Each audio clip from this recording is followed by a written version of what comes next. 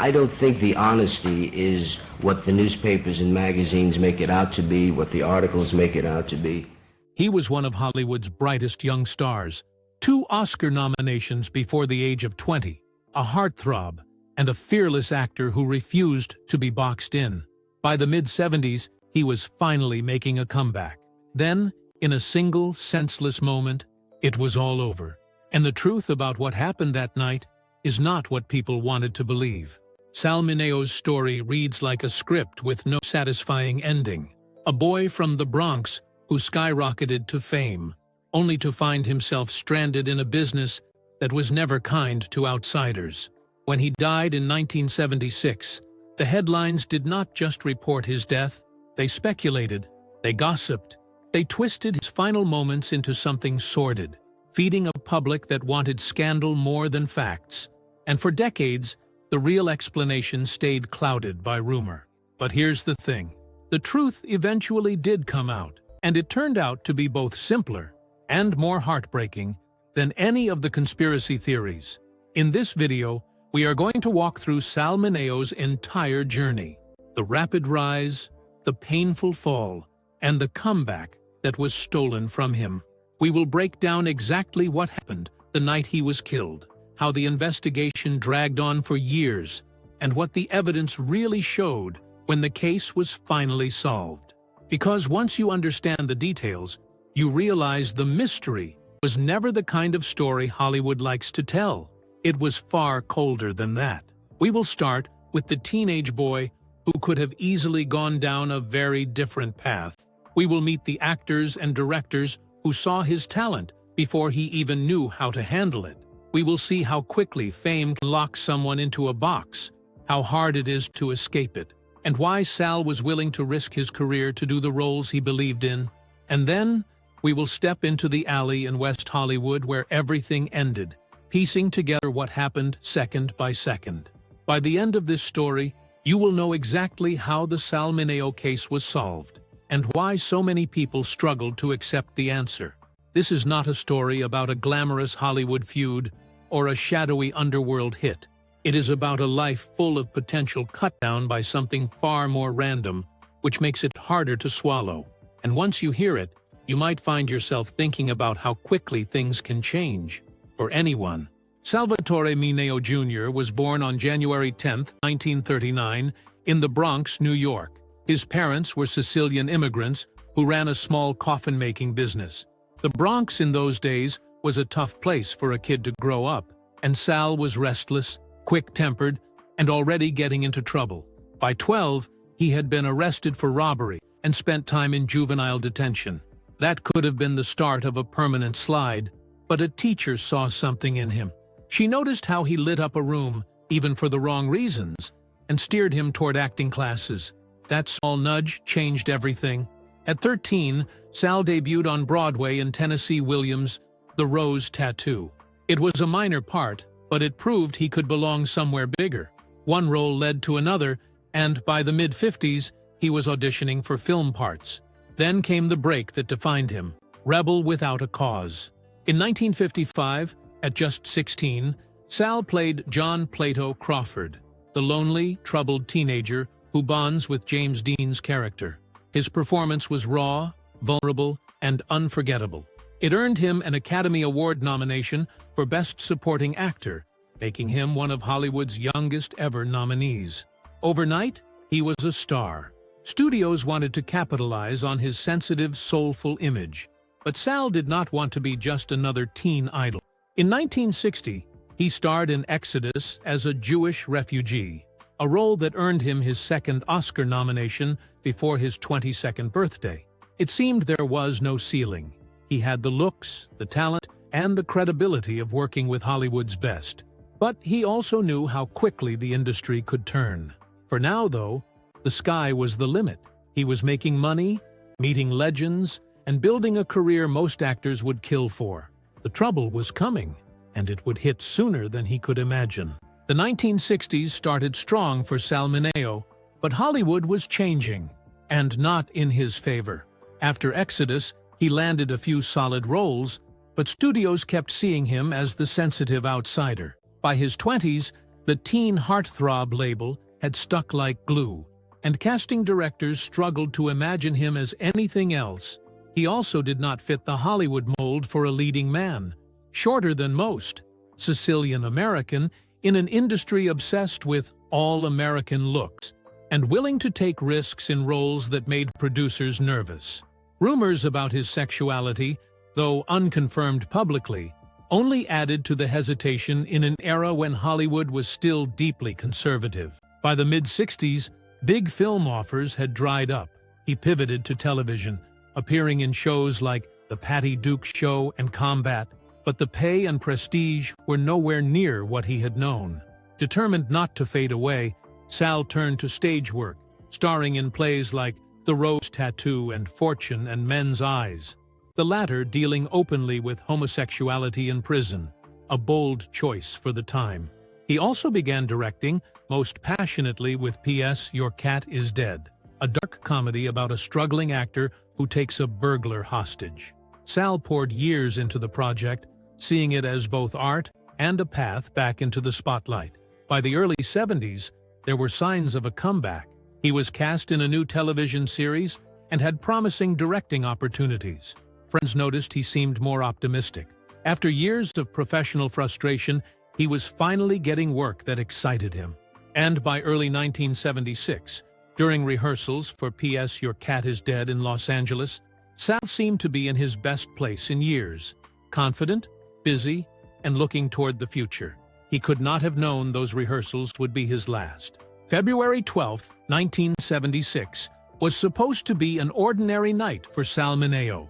He had spent the evening at the Westwood Playhouse rehearsing P.S. Your Cat is Dead.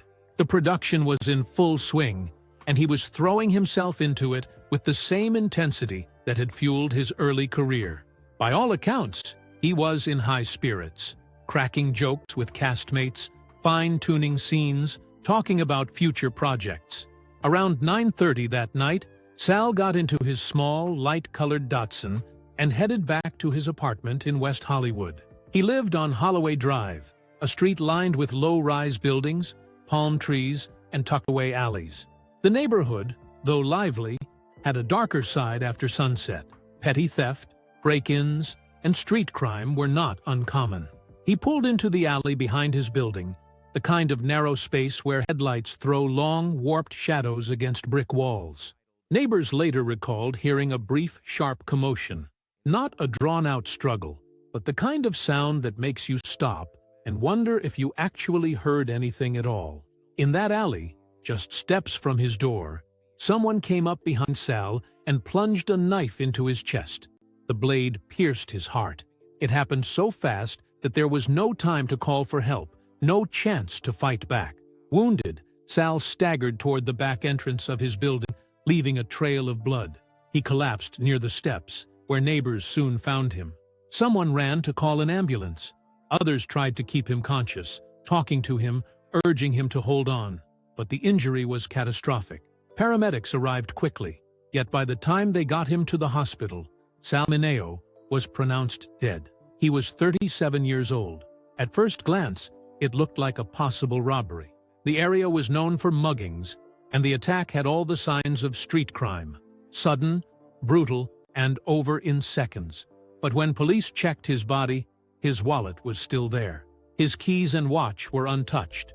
That one detail cracked the case wide open to speculation. If nothing was taken, what was the motive? Within hours, the media was all over it.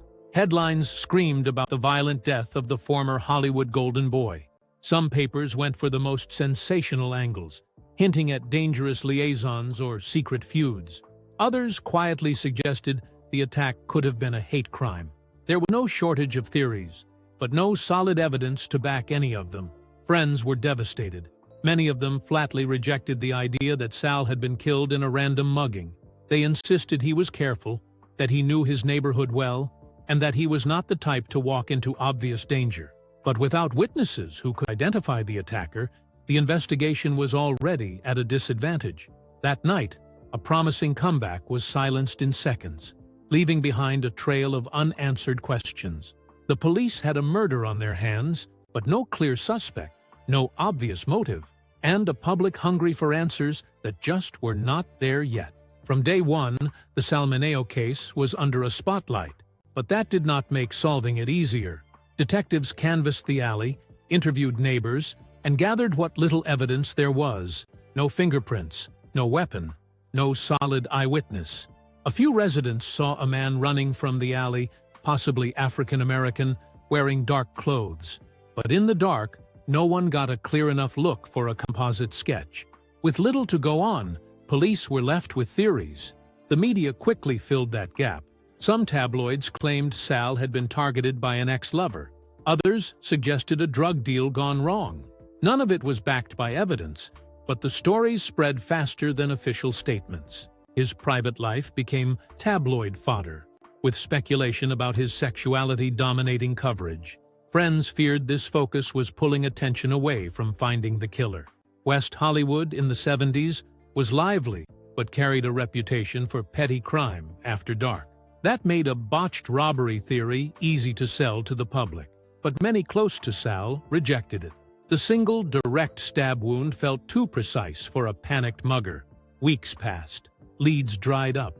Every so often, whispers of confession or a suspect would surface, but nothing stuck. Detectives kept checking old tips, but without evidence, progress was painfully slow. By the late 70s, many assumed the case would remain unsolved. Fans clung to their own theories, and friends felt the lack of justice was almost as painful as losing him. No one realized that years later, in an entirely different investigation, a name would surface that finally broke the case. For nearly 3 years, the Sal Mineo case sat in the cold files of the Los Angeles Police Department.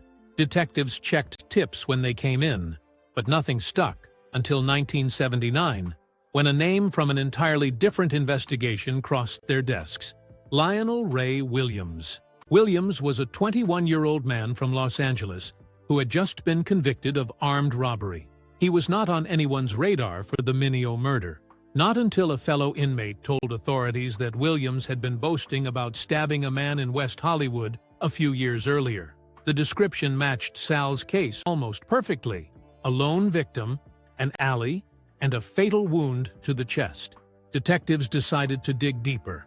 They learned that on the night of February 12, 1976, Williams had been prowling the West Hollywood area, allegedly looking for someone to rob. He fit the vague description given by witnesses, and more importantly, he had a history of carrying knives during his crimes. When questioned, Williams initially denied everything, but as the interviews went on, he admitted to stabbing a man in an alley near Holloway Drive, though he insisted he had no idea the victim was a celebrity. According to his account, it was a robbery attempt gone wrong. He claimed he panicked when the man resisted, lashed out with the knife, and ran. The police were skeptical about parts of his story.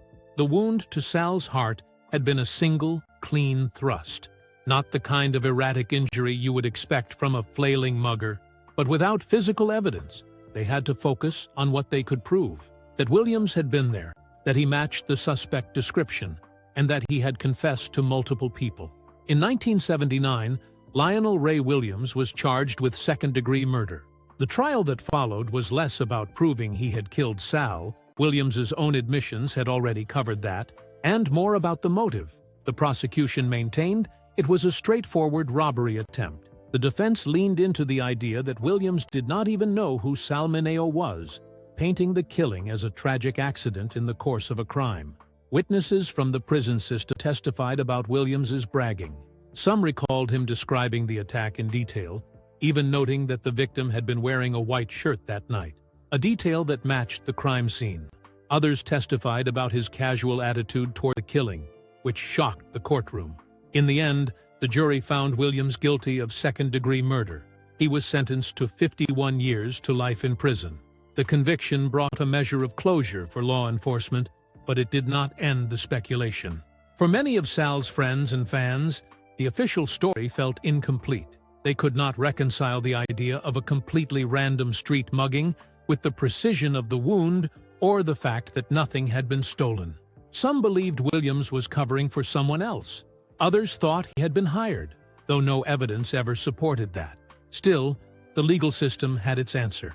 Sal Mineo'S death was not a Hollywood conspiracy, not a feud, not an act of revenge. It was, according to the court, a senseless killing by a man looking for a quick score. You would think that once a killer is caught, tried, and convicted, the story would be over. But in the case of Sal Mineo, the opposite happened. The conviction of Lionel Ray Williams in 1979 should have put an end to the questions. Instead, it seemed to spark a second life for the mystery. Part of the problem was that the official explanation never sat right with a lot of people.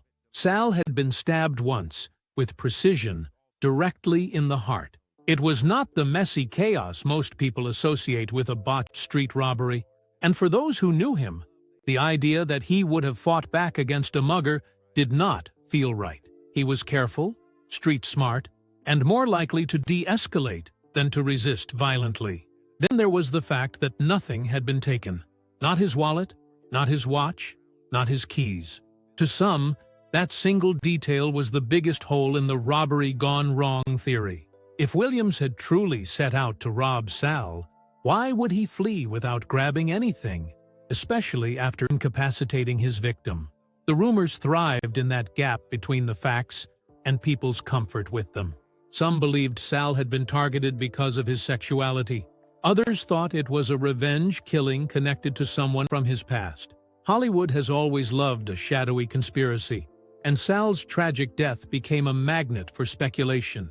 But over time, new insights began to surface. Not in the form of shocking new evidence, but through the gradual accumulation of small details from people involved in the case. Detectives who had worked the file spoke candidly in later interviews. They explained that while the wound appeared precise, it was not necessarily surgical. A strong, lucky thrust from a man experienced in street violence could hit the heart cleanly. As for the lack of stolen items, police noted that in some muggings, especially when the attacker panics after realizing they have done serious harm, the instinct is to run rather than stick around to take anything. Witness accounts from that night, once vague, were also re-examined in the context of Williams's arrest.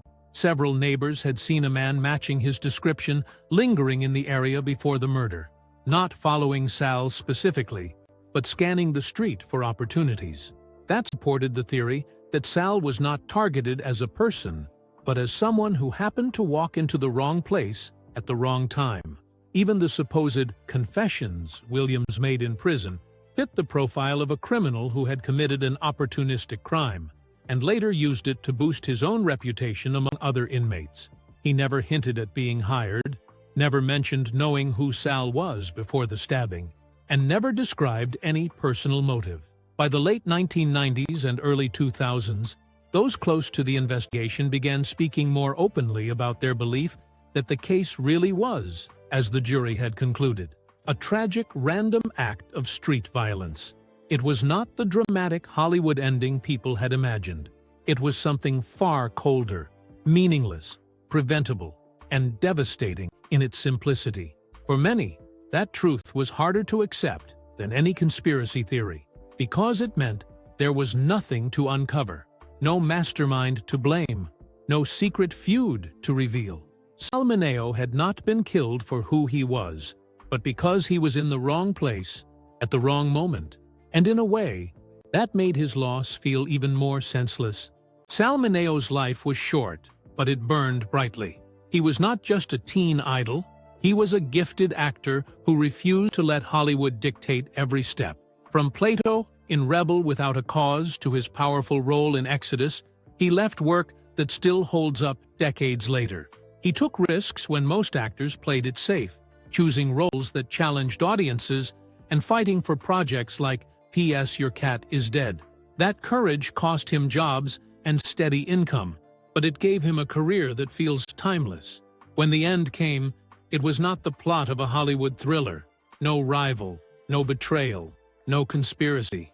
Just a random act of violence that took a man who still had so much to give. In some ways, that truth is the hardest, because it forces us to face how fragile life is. Over the years, new audiences have discovered Sal's films and see what people saw in the 50s. That rare mix of vulnerability and strength. Friends remember his generosity, humor, and loyalty.